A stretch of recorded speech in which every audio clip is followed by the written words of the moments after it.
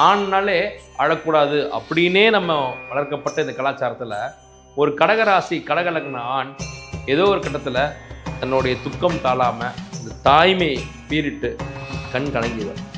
நம்மளை ரொம்ப அவமானப்படுத்திட்டான், எனக்கு காசை ஏமாற்றிட்டான், எனக்கு ரொம்ப பெரிய மனவேதனை கொடுத்தான் தான்.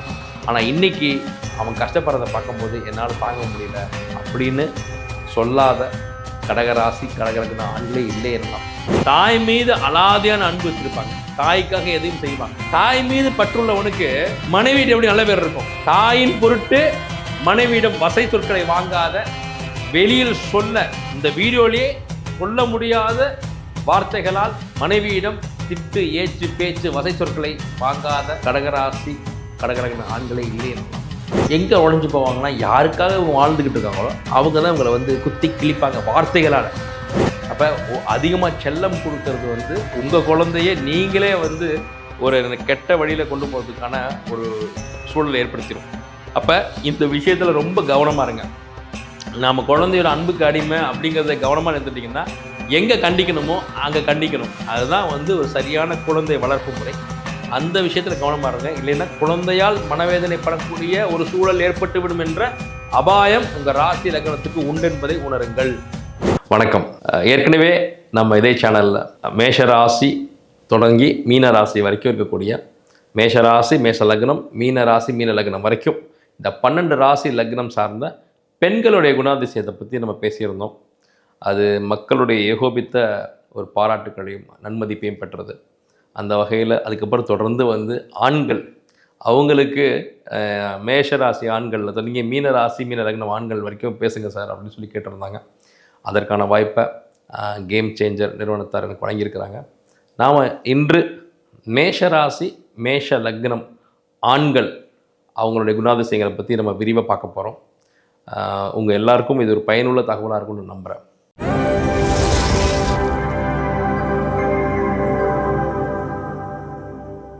வணக்கம்.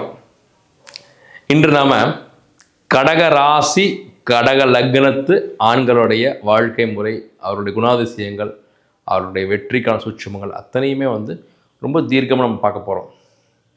அப்போ கடகம் அப்படிங்கிறது ஒரு நீர் ராசி, பெண் ராசி, மோட்ச ராசி, மோட்ச திரிகோண ராசி. இப்போது கடகத்தில் பிறக்கிறதுக்கு புண்ணியம் பண்ணியிருக்கணும் அப்படின்றது விதி. அதே கடகராசி ஆண்கள்கிட்ட கேட்டோம்னா நாங்கள் என்ன புண்ணியம் பண்ணோம், கஷ்டம்தான் படுறோம் அப்படின்வாங்க. அதாவது என்னென்னா, கடகத்தின் அதிபதி சந்திரன். சந்திரனாலே தாய்ங்கிறப்ப தாய்மை உணர்வு. அப்போ இவர்கள் தாயுமானவர்கள். ஒரு கடகராசி கடகலக்ன ஆண் வாழ்க்கையில் ஏதோ ஒரு கட்டத்திலேயாவது கண் கலங்கி தன்னுடைய துக்கத்தை வெளிப்படுத்திடுவார். ஆண்னாலே அழக்கூடாது அப்படின்னே நம்ம வளர்க்கப்பட்ட இந்த கலாச்சாரத்தில் ஒரு கடகராசி கடகலக்ன ஆண் ஏதோ ஒரு கட்டத்தில் தன்னுடைய துக்கம் தாழாமல் இந்த தாய்மை பீரிட்டு கண் கலங்கிடுவார். யாராவது கஷ்டப்படுறதை பார்த்தா அவரால் தாங்கவே முடியாது. எதிரிக்கும் அருள் பாலிக்கக்கூடிய அந்த மிகப்பெரிய மாண்பை சேர்ந்தவர்கள் எல்லாமே இந்த கடகராசி கடகலக்னம் தான். தன்னை காயப்படுத்திய எதிரிக்கும் போய் நன்மை செஞ்சுக்கிட்டு இருப்பாங்க. அவங்க காயப்பட்டால் கூட நான் அவன் அழிஞ்சு போன்னு நினச்சதில்லை, கோவம்தான் எனக்கு அவன் மேலே, நம்மளை ரொம்ப அவமானப்படுத்திட்டான், எனக்கு காசை ஏமாற்றிட்டான், எனக்கு ரொம்ப பெரிய மனவேதனை கொடுத்தான் தான்.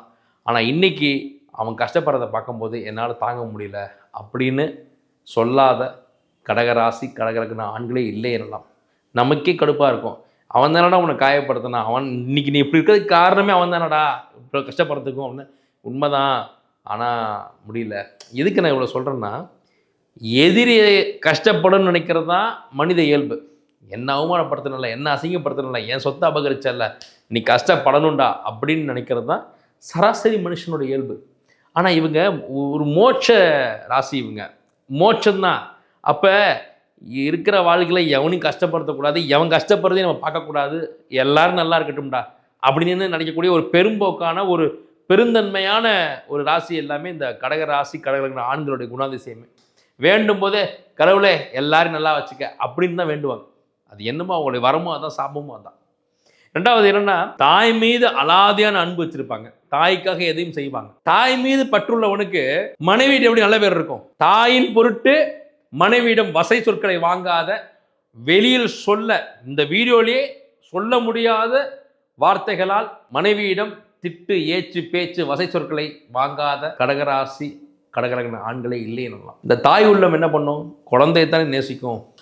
இப்படி ஒரு கேவலமான வார்த்தைகளையும் கசப்பான ஒரு வசை சொற்களையும் மனைவியிடம் வாங்கிக்கிட்டு இப்படி ஒரு இல்லறம் தேவையா, இப்படி ஒரு தாம்பத்தியம் தேவையா, இப்படி ஒரு வாழ்க்கை தேவையான்ற சூழல்ல கூட அத்தனையும் அப்படியே மனசுல போட்டு புதைச்சிக்கிட்டு வாழ்றாங்கன்னா அதுக்கு மனைவியை அப்போதும் மனைவியை விட்டு தராம அந்த குடும்ப வாழ்க்கையை இழுத்துட்டு போறாங்கன்னா அதுக்கு காரணம் கட்டின மனைவிக்கு நாம ஒரு உண்மையான ஒரு மனிதனாக நிற்கணும். அவள் நம்மளை அவமானப்படுத்தினா கூட நாம் அவளுக்கு நிற்கணும் அப்படிங்கிற அந்த உறுதிப்பாடும், பெற்ற குழந்தைகள் தவிச்சிடக்கூடாது தகப்பன் இல்லாமல் அப்படிங்கிற காரணத்துக்காகவும் தான் அவமானப்பட்டாலும் அசிங்கப்பட்டாலும், அதாவது தன் மீது தவறே இல்லைனாலும் தான் அசிங்கப்பட்டாலும் பரவாயில்லன்னு குழந்தைகளுக்காகவும் அந்த பொறுப்புணர்ச்சிக்காகவும் தான் வாழ்ந்துக்கிட்டு இருக்காங்க.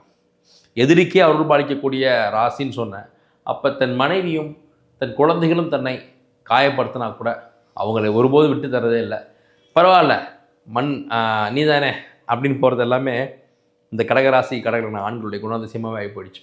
என்னென்னா இவர்கள் மன்னித்தே பழக்கப்பட்டவர்கள், இவர்களுக்கு சபிக்க தெரியாதுங்கிறதா உண்மை. அப்போ எங்கே உழைஞ்சு போவாங்கன்னா யாருக்காக இவங்க வாழ்ந்துக்கிட்டு இருக்காங்களோ அவங்க தான் இவங்களை குத்தி கிழிப்பாங்க வார்த்தைகளால். இப்போ இவங்க இயல்புலே இலகிய மனம் படைத்தவர்கள். அந்த இலகிய மனதை காயப்படுத்தும் போது அப்படியே உடஞ்சி சுக்குநூறாக போயிடுவாங்க.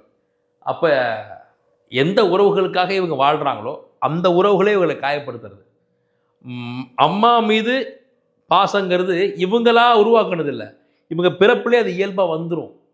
தாய் மீது பற்று, அதீத அன்பு, பேரன்பு, தாய்க்காக நிற்கிறது, தாயேன்னு கிடக்கிறது. அப்போ தாரம் உள்ள வரும்போது அந்த தாய்க்கும் தாரத்துக்குமான அந்த பிரிட்ஜை அந்த கேப்பை ஃபில் பண்ண தெரியாமல் தத்தளித்து போய் அத்தனை அவமானங்களையும் அவங்க சந்திப்பாங்க.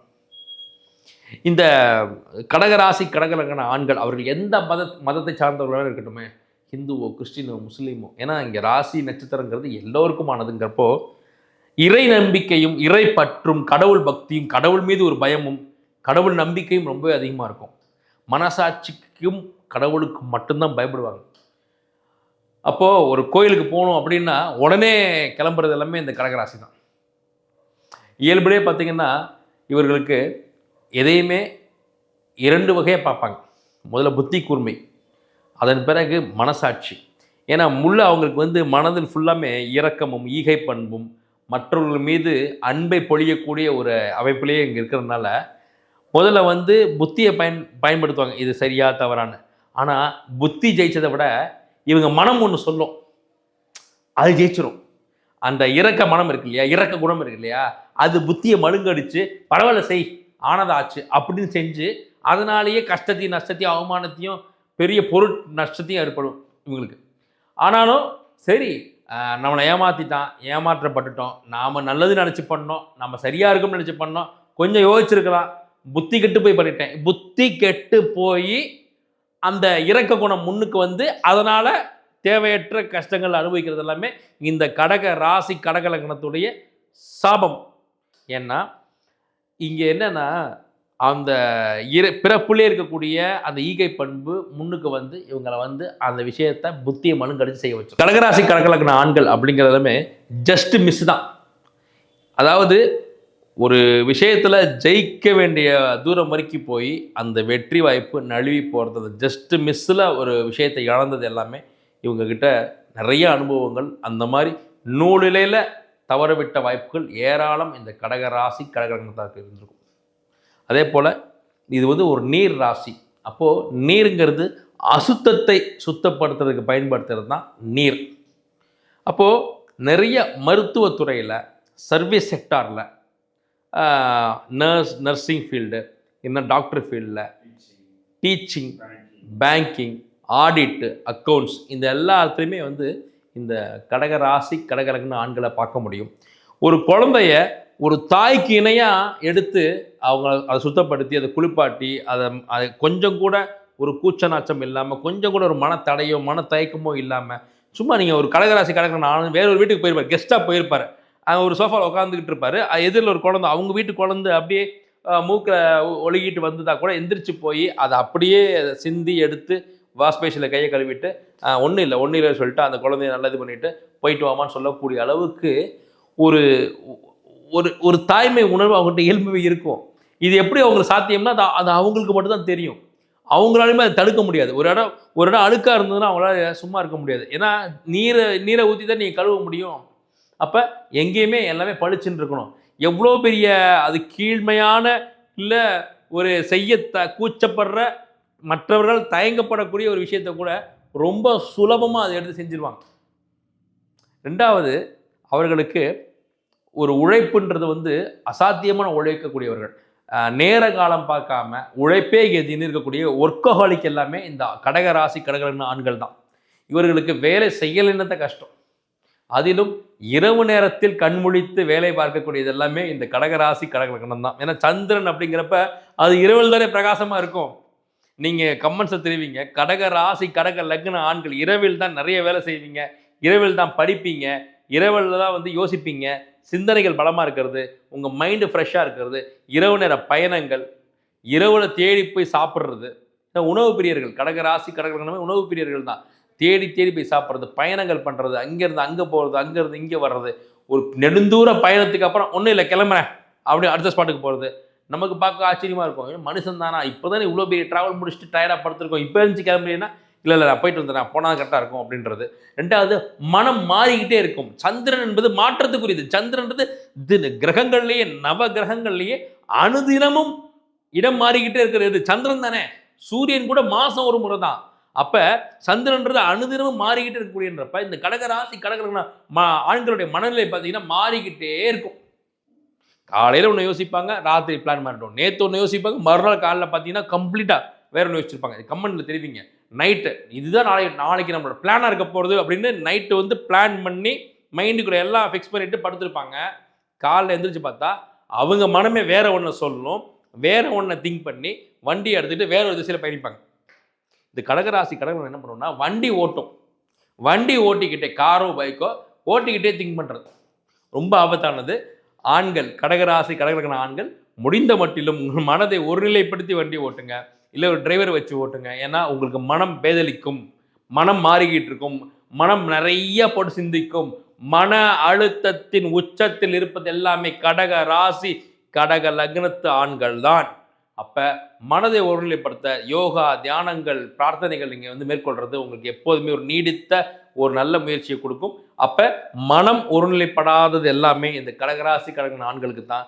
அதற்கு நீங்கள் தனிப்பட்ட முயற்சியும் பயிற்சியும் எடுத்து தான் உங்கள் மனதை ஒருநிலைப்படுத்தணும். ஒரு விஷயம் யோசிக்கிறதுக்கு முன்னாடி நல்ல தீர்க்கமாக உட்காந்து தியானம் பண்ணிட்டு கொஞ்சம் ஃபோக்கஸ்டாக யோசிச்சிங்கன்னா உங்களுக்கு வெற்றி கிடைக்கும்.